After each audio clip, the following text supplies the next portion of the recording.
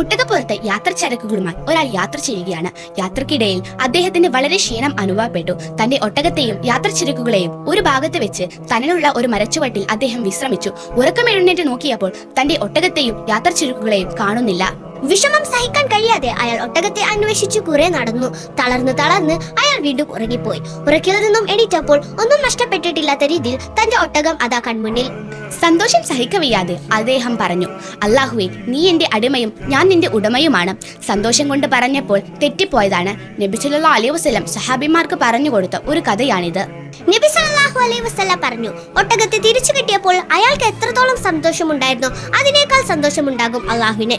എപ്പോഴാണെന്നല്ലേ? തന്റെ അടിമ തന്നിലേക്ക് തൗബ ചെയ്ത് മടങ്ങുമ്പോൾ. അതുകൊണ്ട് ഒട്ടും വൈകിപ്പിക്കേണ്ട. എത്രയും പെട്ടെന്ന് തന്നെ നമ്മുടെ തെറ്റുകൾ അള്ളാഹുവിനോട് ഏറ്റുപറഞ്ഞ് തൗബ ചെയ്തോളൂ.